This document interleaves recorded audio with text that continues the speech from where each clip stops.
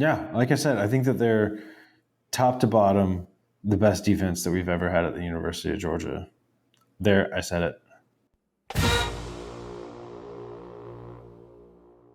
Welcome to My Gotta Podcast. I'm Jim Wood. In this episode, John Powell and I review Georgia's 56-7 win over UAB, which saw the return of the mailman, just like we predicted. As always, remember you can follow us on social media at My Gotta Podcast. And if you like what you hear, please subscribe, rate, 5 stars obviously, and review the show. If you leave us a review, you just might hear it on an upcoming episode. Now, let's join the conversation in progress. Well, Jim, how was Athens this weekend? First home game in quite some time. Yeah, man, it was good to be back. I decided to go. I ended up going like solo as far as my wife and kids. So I just drove down to my parents' house Saturday morning. And it was kind of funny. I got up early to beat that I-85 South traffic. Then I got there so early, it was kind of like, what are we gonna do? Because we were waiting on my mom's cousin to come over. So my dad actually offered to drive me over to campus if I wanted to meet up with anyone. So yeah, went over to campus early. Hit up our buddy Mark and his wife Carol's tailgate. I totally crashed their tailgate. I felt a little bad because I was planning on kind of tailgate hopping.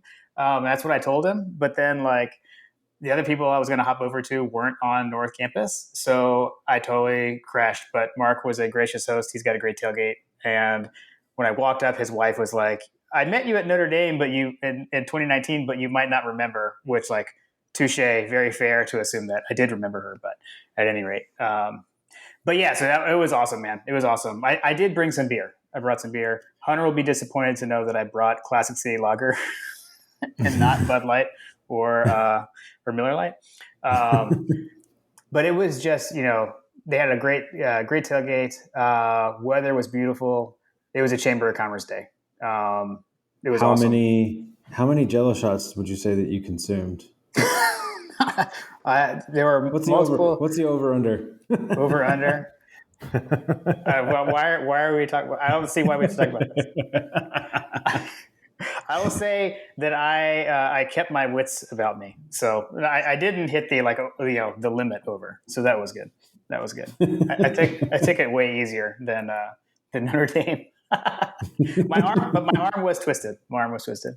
I was about to say. It would have been hard to. It would have been hard to resist him. I'm sure. Knowing Reagan, I bet he's got some pretty tasty Jello shots. They were good. They were tasty. Yeah, so that was awesome, and I mean, it was great just to walk around campus. I think it was a little lighter, I guess I would say, than usual, but it's one of those things where when you're playing a team like UAB, right? I mean, it's different than say Auburn. Because the stadium isn't completely full because the opposing team didn't really buy any tickets, so there wasn't quite the crowd in the city as a game like that. But I mean, there are people out and about, walked through a lot of tailgates, got to my seats, fairly early, sat there, and I did not, one of the things I wanted to mention is I did not hear the booing of Stetson when he was announced as the starter. That's been a big controversy. I actually was not in my seat though when they did that, when they announced the lineup. So, but my dad was. I was in the stadium. I think I was walking to the seats basically. But my dad didn't notice it either. So our running theory is that Zamir White was announced immediately after Stetson, and everyone was saying Zeus. That's what I was. Yeah. That's what I was wondering, was if it was mistaken for Zeus. I think it's a definite possibility. I don't know. That's my theory. But yeah, man, overall though, it was just awesome to get back in Athens. Definitely different, having been to a game already, but it's definitely a different feel, as a home game as opposed to up here in Charlotte. It was good to be back. Good to be back. I had a great time. And I'll say Excellent. too, like the band was really good. I'll say Red Coast did a great job. They did like a 9/11 themed, or I don't know, just America themed halftime show in honor of 9/11. Flag was at half mast, so that was all done very well. Enjoyed that, and the 1980 team was honored at halftime. That was cool. They were all out there. I saw Um, that. A friend, yeah, a former church pastor. Shout out to Pastor Odom if he's out there. He was a cheerleader on that squad, and he was posted pictures with all the team and pictures with Herschel afterwards. I guess they had some kind of reception or something like that in the evening. I believe That was so. pretty Yeah, cool. That was pretty yeah, cool. yeah. So that was nice. That was nice. Um, did you? I know you were at soccer. I think right. So because I know the other big thing going on that I saw swirling around was like the game changing channels on TV. So I think. Okay. Okay. This is where your master plan to like have everything mapped out to watch the game, like it's cool, it's cool. Like I've gotten to the point now where it's like I try to not let like what happens during the weekend like ruin my week. You know what I mean? Mhm. Um, Try to care less about what the 18, 19, 20 year olds do on the football field, but still obviously care. Obviously, I'm running a podcast here with you.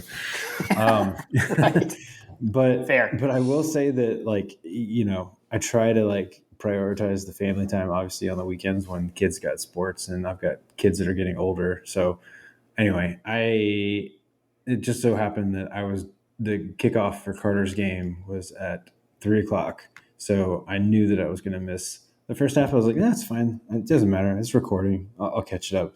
Well, I like went radio dark. I wasn't responding to the text thread. I was ignoring Twitter. I was ignoring everything. I had no idea what was going on when I got home. And Yeah. then I think I caught a glimpse, saw something. You guys were mentioning Stetson, so I was like, okay, obviously he's doing well, and Stetson was the starter, so it was a little bit of a spoiler. But when I turned it on, it was 14-0. I was like, what the heck? And it was because the game was on a different channel, and I was so pissed, so Oh, so mad. like because you start that was the earliest thing you could see on your recording when you got home. Is that what you're Correct, saying? Got it. correct. Okay. Yeah, yeah, yeah. So I had to like halftime rolled around. I caught the first two touchdowns. Like I caught like some highlights and obviously looked at the stats and stuff. I was like, so clearly I missed some bombs. Yeah, right. But I was able to catch up to you guys and where I was, watching the last half of the third quarter and the entirety of the fourth quarter live with the world. Okay. Let But me give you a pro tip. Pro tip. You could always bring some headphones and listen to Scott Howard. I think you could actually in Atlanta area could actually get that over the radio. I do that sometimes even in Charlotte area. Like I'll put like one AirPod in and I'll stream the game. Um, so you could do that and listen to Scott at the soccer field. I have guiltily I've done them before. And also one thing I did forget to mention is I had the return of my headphones in game in Sanford. I broke the headphones back out. Although I know you made fun of me because I did not put on my Beats headphones. I use like earbuds, and I know you were quite disappointed in that. Um, listen, Jim, if it's good enough for our sideline reporter DJ Shockley, like, come on, man. he does have some massive headphones on the sideline. What's funny is that as I was fast forwarding, through the game trying to catch up, I did catch a glimpse of him on the sideline in the background, and I was like, oh my gosh, those are some big headphones. They are huge. They are huge. When I saw there was a picture that he tweeted out, and I don't remember who he was with, or maybe it was just with Kirby, and he had the headphones on. They were huge. That was Yeah, hilarious. I Uh, think it you was with want? Dooley, wasn't he with Dooley? You're right. It was with Dooley. You're right. You're right. Yeah, Yes, better memory than me. Thank you. yeah, because the '80s team was there. Yeah. Correct. Correct. Yeah, Dooley got one of the biggest cheers. It's interesting, right? Just like Dooley, and then like Dooley, Buck Bellew, Lindsey Scott, Herschel, Scott Warner, Rex Robinson. They probably got the biggest. Um, so I don't know. I did notice. I did notice in this. Sorry, a side anecdote. I did notice in the. I mentioned the cheerleader guy that I know, Pastor Odom. I did notice in his pictures with Herschel that Herschel was wearing a separate name tag than everybody else. Everybody had like this little UGA Letterman's Club, like, and I noticed that it said Herschel on it, and I was like, "What is that?" And I had to like zoom in. Herschel was wearing his Herschel for Senate sticker as his name tag. That sounds about right. That sounds about right. like he even needs a name tag. Right. Seriously. Uh, um, I guess two other things. I mentioned my mom's cousin came with us. So that was Sammy's grandma. So I sat with Sammy's grandma.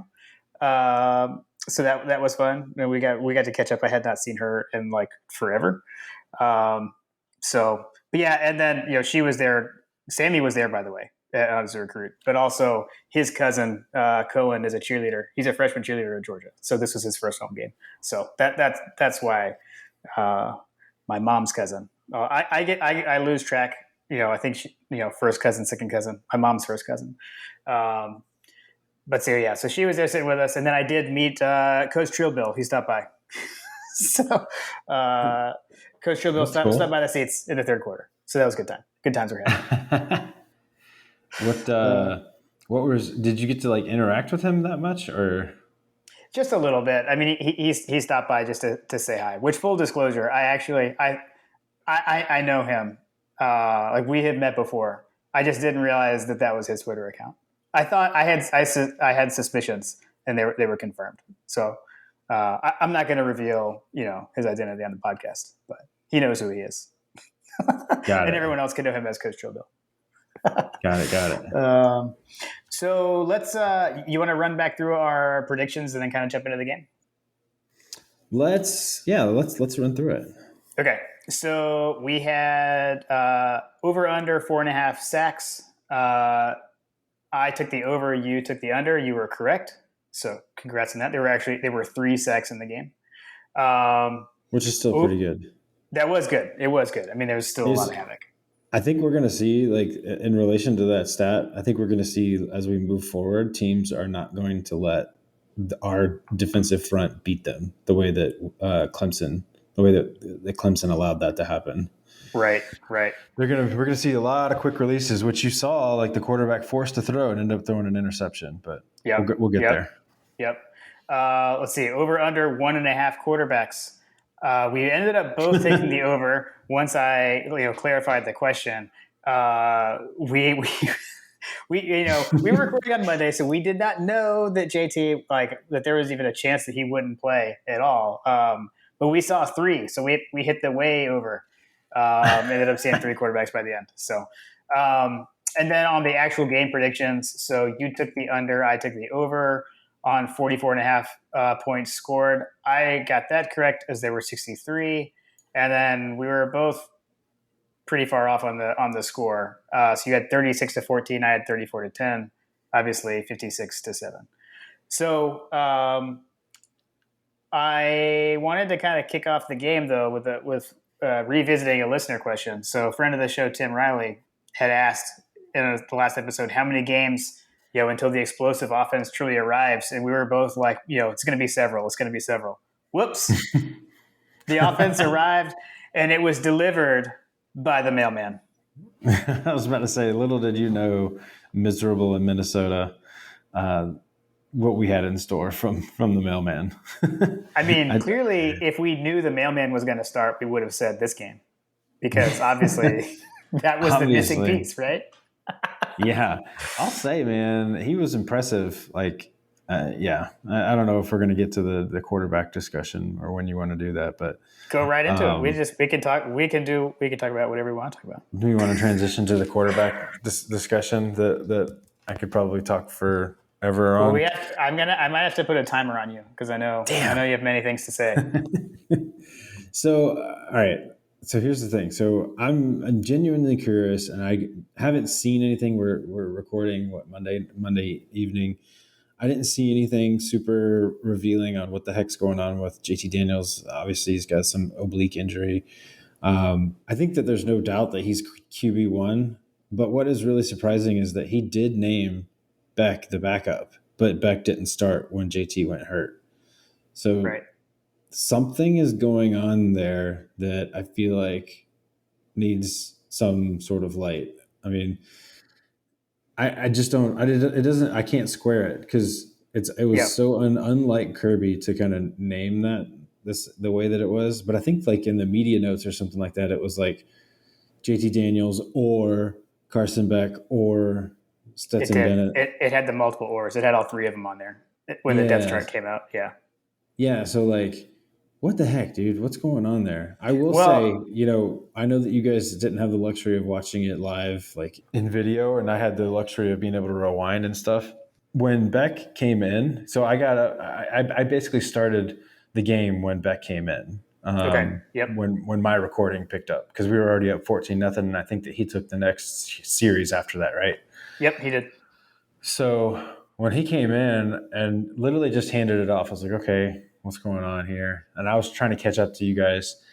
At that point, I had like kind of caught up on our text thread, and I had noticed that like I think John had said something about he didn't look good, and I was like, all right, where does he not look good at? I Mm. don't know. It took a while. It took a while for him to kind of settle. I felt like they did the typical like settle the quarterback, do some quick outs, do some some handoffs, but like I don't know, when they were zooming in on him, like when he was commanding the huddle, when he was looking at the making his reads and things like that, he just didn't look comfortable, and he just didn't look like he had it. I don't know. That was my So initial reaction. yeah, and so I mean, so a couple of things. One, we should all know that you can't believe what Kirby says to the media. First off, Even we when he have says exactly what you want to hear. exactly. You cannot trust him. He is talking. He's trying to motivate through the media and play this chess match or something. So you can't take what he says as like actual meaningful information a lot of time. I think I'll credit. I know one of the guys I waiting since last Saturday said this, like kind of coming into the season, that it's one thing to say that Beck is the backup, and it's another thing to see what happens when somebody goes down. Right. So like you can say Beck's number two, but when you're in a pinch, you've got Stetson who's been here, however long, knows the offense, and exactly, what he can do. Right. So there's a big difference there. And I guess the other thing is too, like, what shocked me was how, like, I understand. I guess, like, okay, I can logically understand like the people who are upset, like being so vocally upset about it though. I don't get that, but like I understand like well, you said it was Beck, and now like how is Beck going to feel because you said he was two but you take it away from him, et cetera, et cetera. I understand that sentiment, but like I mean it took I kind of was perusing Twitter like after the game because I'm not on there much during the game. I mean, it was unbelievable to me how long some people stayed mad about the fact that Stetson started. I mean, like for me, was I surprised? Sure, but when he threw whatever it was, 73-yard touchdown to Jermaine Burton, I was over it pretty quick. And then like this is one of my full disclosure like in-game hot takes that was clearly wrong. My in-game hot take was that Kirby knew whoever played quarterback was going to do what Stetson was doing to UAB, and he let Stetson do it instead of Beck because he didn't want to have a Beck JT quarterback controversy. That was my running theory when we were up 14-0, right? Ah, Um, so you're going like Sun Tzu, Art of War, like yeah, 3D chess, Kirby smart. exactly, exactly. Now, Yes. And after he's holding and seeing he's holding he's holding all the good plays back behind his vest. He hasn't actually opened up the full playbook yet. That right, right, but after I saw what transpired on the field, I don't think that was it. I mean, to me, it looked like Stetson is someone the coaches can trust and utilize the full playbook with. And Beck is a redshirt freshman who had zero college experience before this game, right? So, I mean, I don't know. I think that's all that it was. And I mean, look, man, the mailman, I know there have been jokes even on this podcast about him, but like, holy cow, I mean, he was unbelievable in this game. We saw him do this in spurts last year too. I mean, mm-hmm. try to remember like our discussion on here after Auburn, right? If we're like, oh my gosh, the mailman, like we loved him. And we also, we all tend to forget how, I mean, the guy was torching Florida until he got hurt. I mean, now granted it was pretty early, but we were up 14-0. He was 2 for 3 with 45 yards and a touchdown when he got hurt against Florida. I mean, he was dealing in that game. So I don't know. I've got no issue with it. I mean, I think hindsight, clearly it was the right call. I mean, and he lit them up. It was impressive. It was pretty awesome. I mean, I talked about my initial takeaway with Beck, since that was the first quarterback that I was actually able to see.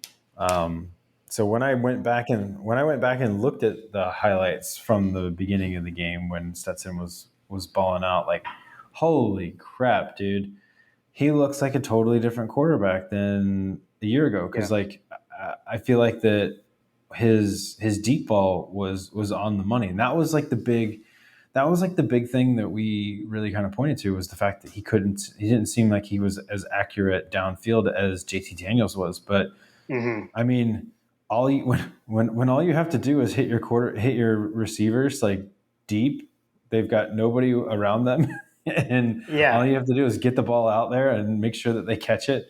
He threw, I guess, that age old sayings, one of those sayings or whatever. He throws a catchable ball. He definitely throws a catchable ball, and it looked really sharp.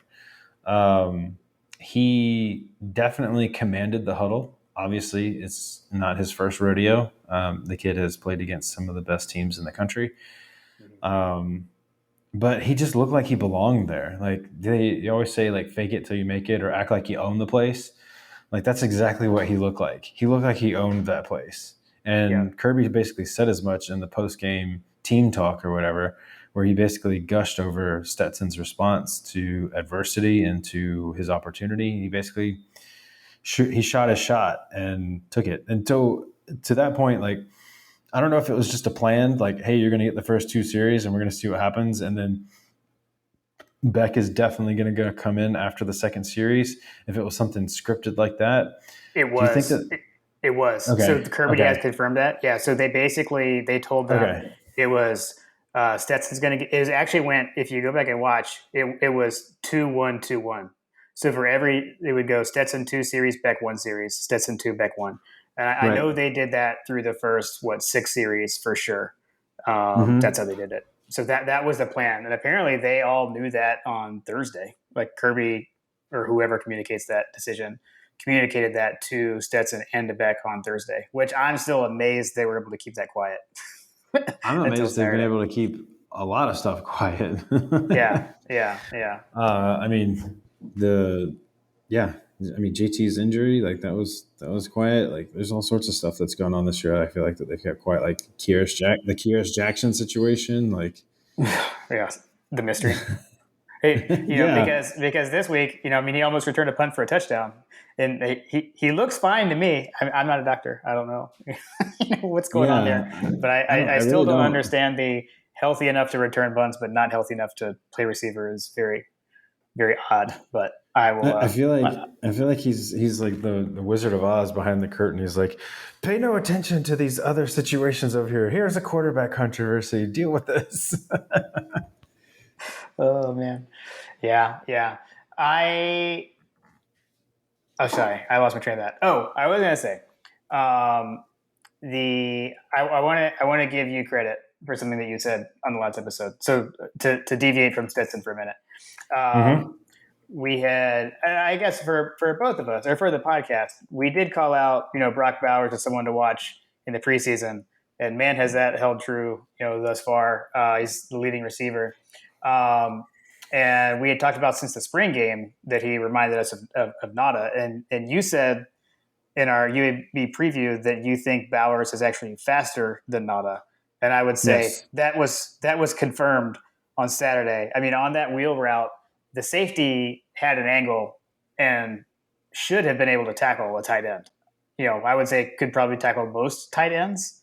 Yeah. The fact that he outran that guy was nuts. So it would be interesting to see, because I think that there was some sort of analysis done on, some super fast guy. I want to say it was like Percy Harvin or something like that. I was watching that obviously as a highlight. Man, he was moving, dude. Like Yep. I almost feel like he was taking 3 steps for every one step that safety was taking. And this is not like a bad team. Like we've opened the season to two, pretty sizable victories. Obviously, Clemson wasn't like a blowout or anything, but like we beat 2 teams that are probably going to be conference champions. I don't know that anybody realizes that, but by Yep. the end of the season, I'm hoping that we'll be able to say that we triumphed over 2 conference champions to open our season, whereas Bama was cleaning up cupcakes.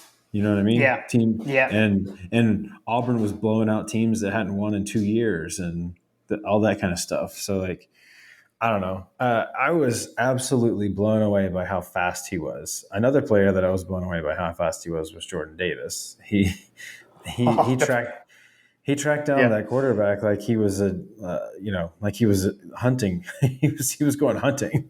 It was. I mean, to me, that was like the most exciting thing I saw in the game was Jordan Davis Hmm. running down their quarterback, and the sideline reacted as such. It was pretty awesome. Everyone came over there congratulating him, and it's kind of funny because it was on a play where like the quarterback he got a first down, but barely. And had he not got there, he would have gotten at least, I don't know, I would say at least 10 to 15 more yards He was on based the on who the verge of next guy was turning it. there. He was on the verge of scrambling for a big play. Yeah, so that was unbelievable to see a guy that large move that fast was crazy. And I like on the UAB like being good. Like I mean, I actually do think they are pretty good. I mean, they were able to shut their defense was able to shut down our running game. I mean, flat out. Their defense basically took the exact opposite game plan of what Clemson did. Clemson, had their safeties deep and they weren't going to let us go over top. And UAB said, "We're not going to let you run on us. You're going to have to beat us over the top." And the mailman did, and the receivers did. Wasn't Um, wasn't that so the Alabama game plan? Like shut down the running game and make Stetson Bennett beat you? last year, you mean? Yeah. Yeah, pretty much. Yeah. I think that was. I mean, obviously, that's a smart strategic move. Is to let's shut these guys down. Although, I mean, we still ran for over 100 and what 80 something yards or something like that. I don't know. I can't remember what the box score was, but it was no one like specifically like dominated the game from the stats column, but we still rushed a Yeah, it's pretty a decent amount. 183 yards, 183 yards, Yeah, 4.3 yards a carry as a team. I mean, the leading rusher was Zeus with only 34 yards. We did not run. I don't know. We didn't have any guy that was able to rip off a long run. hmm Actually Stetson had the longest run of the game, hmm 20-yard scramble. But yeah. I mean, I agreed. it was a fairly pedestrian effort, but when you're throwing the ball, I mean, when you're Oh yeah, connecting you didn't. 80 yard passes to the tight end and you're connecting with Arian Smith downfield, who's literally running by himself. I mean, that poor kid, I don't know if it was a linebacker or what, but like Arian Smith literally left his man in the dust. He was so open, and what was amazing is that who knew that it was Stetson Bennett is the guy who's not going to overthrow Arian Smith because we Exactly. not underthrow Arian Smith. Which is Uh, interesting because Beck did underthrow Arian Smith later in the game, and poor Arian yeah, got hung out to dry. I felt like, and I feel like yeah, that's another conspiracy theory. He was limping after that call, and I know that it's like on yep. paper it's like a bruise, but like when I saw him limping, I was like, oh gosh, did Beck just get our guy hurt? I saw it like in the stadium when he was limping off there. They say lower leg contusion, so we'll have to monitor that. That play was so funny. If you go back and look at the replay, as soon as Stetson Bennett like rears back and throws that ball, you could see on the video like Daniels has his hands up in the air like he knew it was a touchdown as soon as Stetson threw it. Yeah. Everyone was definitely they were all loose, which was it was good to see. The guys are having fun. I don't know if you've seen the video because I don't know, I'm assuming this wasn't on TV, but when the team was dancing to "Nuck If You Buck" during the game, you have to I see it. didn't. I It's on saw I Twitter saw now. the video on Twitter, but I didn't see it live in the game. But they did seem very very loose. Yeah, it was I awesome. saw It was a lot of fun. I saw Stetson and JT Daniels were definitely chuckling it up on the sideline as well, which I thought was really encouraging to see from Yeah. a team morale standpoint. Because obviously, my understanding was is that JT was trying to convince the coaches that he was ready to go, and obviously Yeah. they gave Stetson the nod, and JT never saw the field, which I guess in retrospect is probably a safe call because maybe the coaching staff just wasn't worried about UAB, Yeah. and you have to wonder like. Is our coaching staff worried about anybody else on the schedule? I don't know. Yeah, we'll get to that. We can get to that. I do have some thoughts on that. Um, I guess would they. One of the things I did want to see, I guess, from the offense was like a good push, and I thought that the pass blocking in general was good. Although I think it was the Stetson's touchdown to Arian Smith that a defender did get through pretty clean and actually get to him right after he threw it. I think it was that one. But other than that, I thought the pass protection was pretty good. But the run blocking, I mean, I know you were talking about that we did end up rushing for a decent amount of yards, but there wasn't much room to run. So I'd like again, maybe that boils down to that was kind of UAB's. That's what they were keying on, is not letting us run. So back to last year where we were saying, take what the defense gives you, and we certainly did that. So, I mean, I'm happy on that at least. Yep, I agree.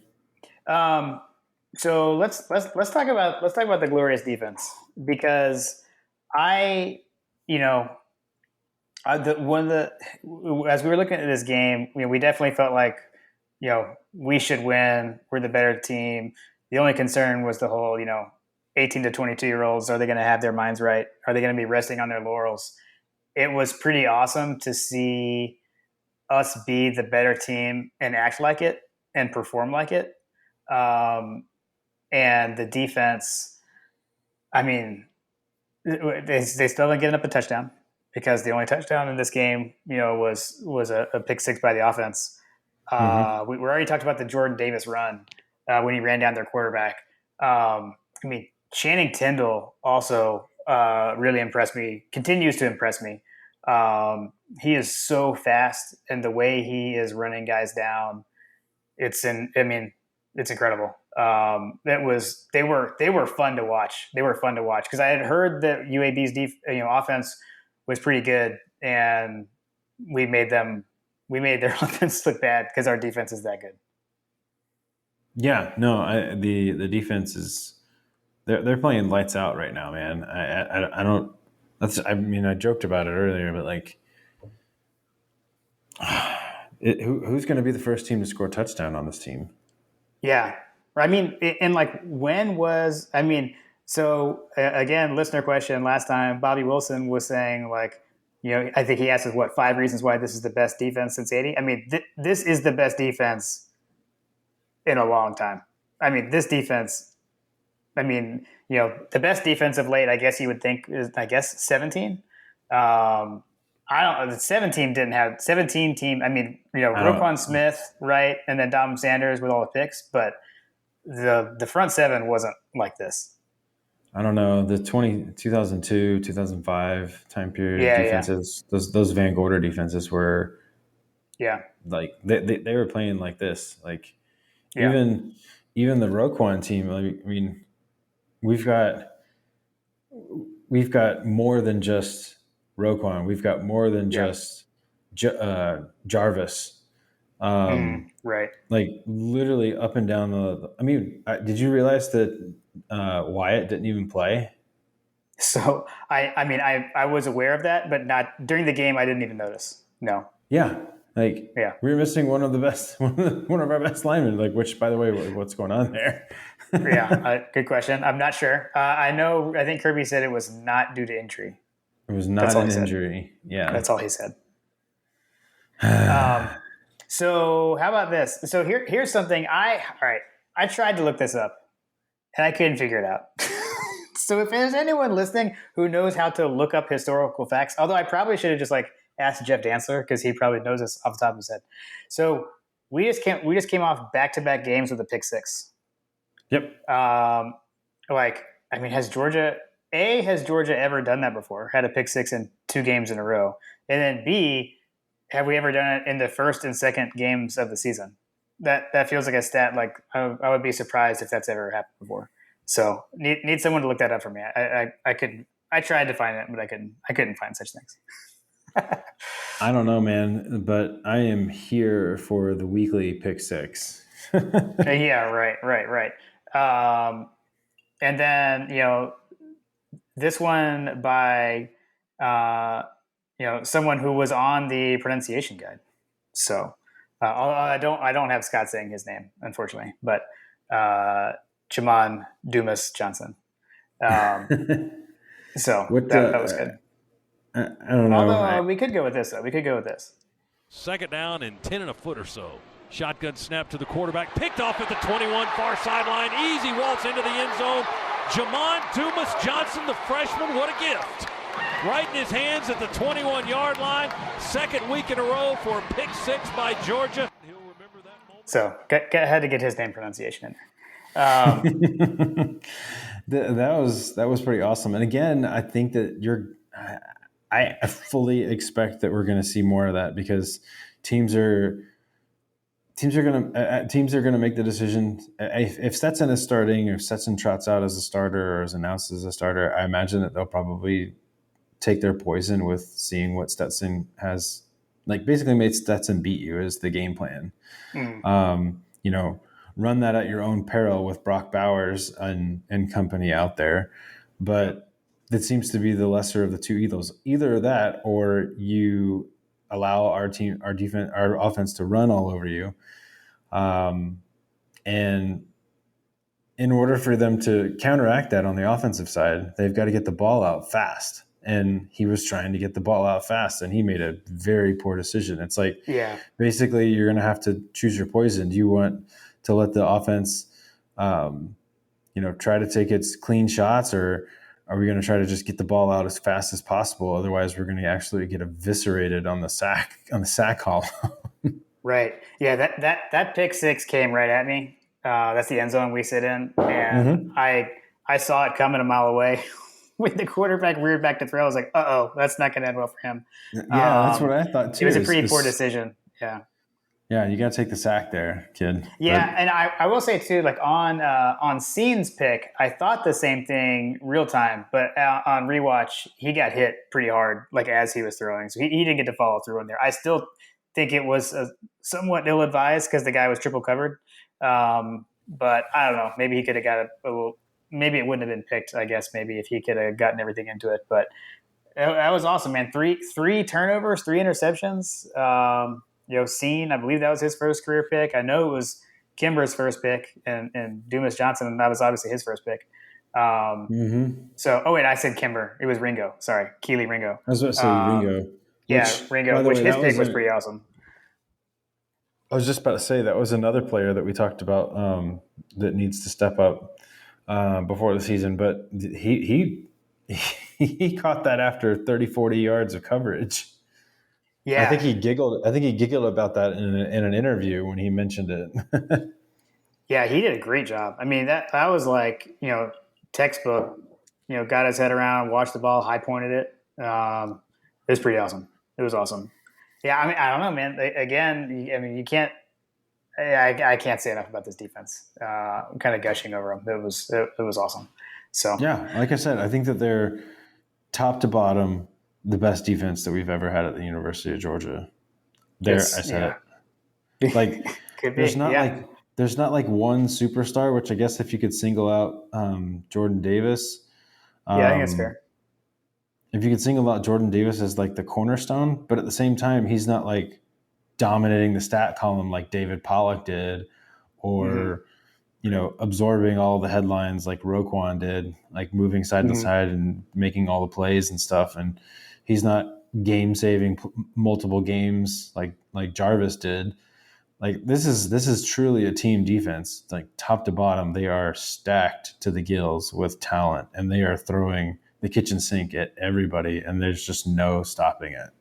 It's just an 800-pound gorilla that literally can't be stopped. Nice. I guess the only other thing really I had was we do need to clean up the field goal kicking. So would like to see, that wasn't good with Jackpot missing another one. So I don't know exactly what's going on there. I know someone did call into the Bulldog Brunch and ask Kevin Butler if he could go work with him. So What did I he would be open to say? that. He didn't. I don't. He didn't. I think it was someone with a 2-part question, and they only answered the second question or something like that. So I asked this. I asked this before the season. I think when we were talking about the coaching carousel. Mm-hmm. You know, Muschamp. I guess is he in charge of the special teams since he was kind of replacing Well, Scott Cochran? so he is the special teams coordinator, but my understanding is they basically split up the different special teams amongst different position coaches. So like one coach is doing kickoff coverage, one coach is doing punt returns, etc., things like that, and then the special teams coordinator does coordinate all of that. But the individual units are coached by a position coach, not necessarily Muschamp. And the one thing I do wish, when Butler was on staff as a grad assistant, I mean, he was able to basically be like a kicking coach for the Right. kickers. We don't, as far as I know, we don't have an actual like kicking coach. I think those guys have like private coaches and they kind of coach each other. I mean, I do not believe that Will Muschamp's going to be out there giving him pointers on his swing plane, kicking field goals or something like that. I don't know if those guys are kind of on their own or exactly how that works. So it's definitely a concern because obviously, like with Scott Cochran in charge of things, I don't know if he was involved in that in any way, shape, or form with the energy or I don't know. Goalkeepers. My son's a goalkeeper, and kickers are you have to be a little bit crazy to be in those positions. When you are in those positions, you also are very much in your head about a lot of stuff. I have to constantly keep my kid grounded on what's going on.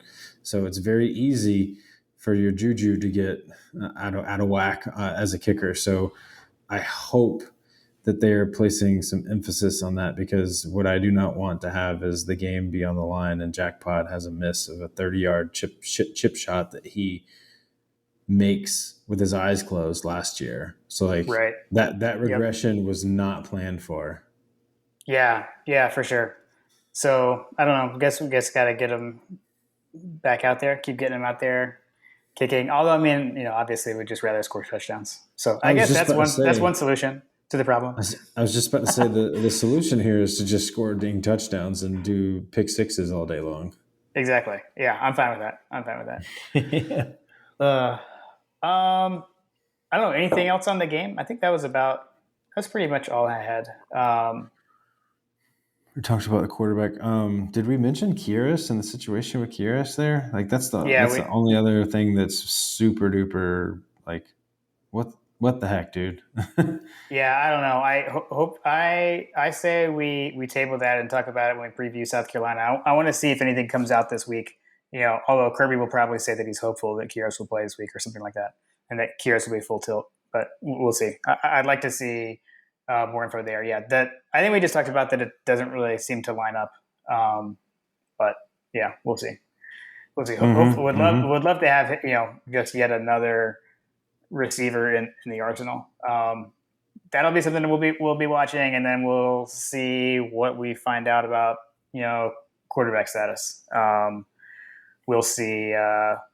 We'll see if we see anything during the week ahead of the game, or if it'll be another gate. Find out right before kickoff kind of deal. So we'll see. Right. Well, I did want to say. Oh, go ahead. No. I was just going to say. Yeah, go ahead. No, because mine's not even about Georgia football. So we're about our game. So you go ahead. Are we gonna go off the rails and talk about some other stuff? No, not super off the rails. I was gonna point a couple of things out. Okay. So if you had anything else about the game, say it. Yeah. I don't think I have anything else about the game. Although after the podcast, I'm sure that I'll have. I'm sure I'll come back to it. Dang, I just said that. That's fine. That's typical. That's typical. So yeah, I was just gonna say that I actually like week 1. I didn't really watch any other football because we were at ATD tailgate all day, and then we went to the game, and then we came home, and I think I had a snack and went to bed. There was a game on, but I didn't really watch much of it. So I did actually watch some football on on Saturday. And the couple of things that stood out to me late at night was that Kentucky looks like a pretty good football team, and Arkansas looks like a pretty good football team, and they're both on our schedule. So I think what we were all saying was a very manageable schedule. I think in the grand scheme of things, it still is, but it definitely looks harder to me this week than it did, say, a week ago. At least with those two. But like Kirby said, you're either a lead or you're not. So we hopefully we should be up to the task for those guys as well. But those two stood out for sure.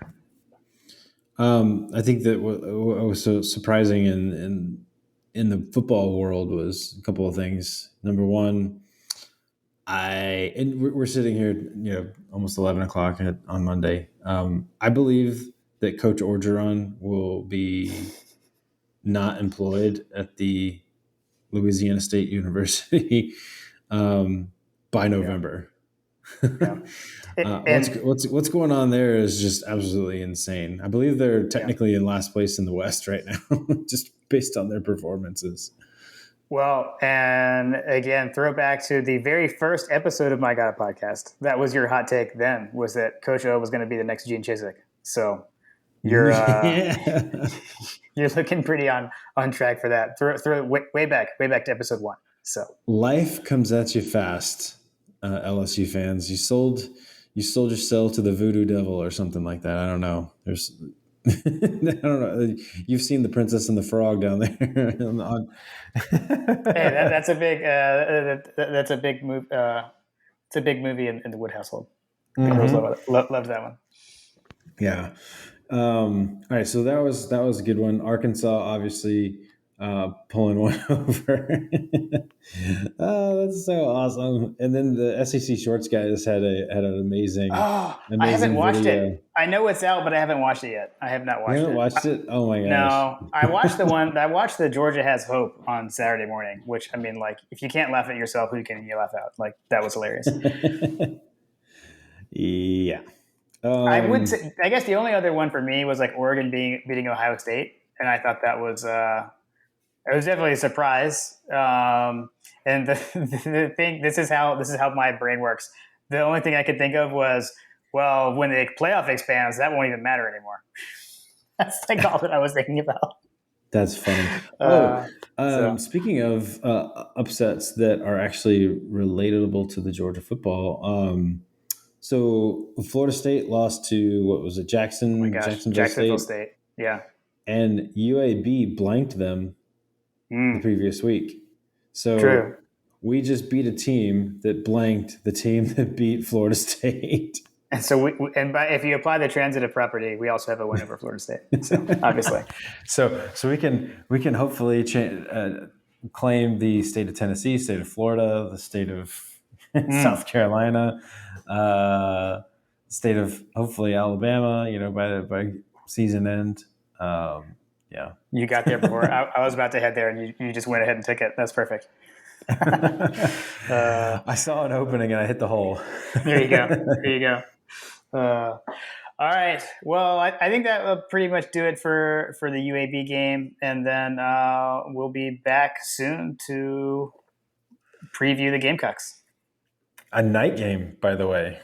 Night game, true. Yes, home night game. Under the lights, get to do the light show, get to light up Sanford. So it'll be awesome. Yep.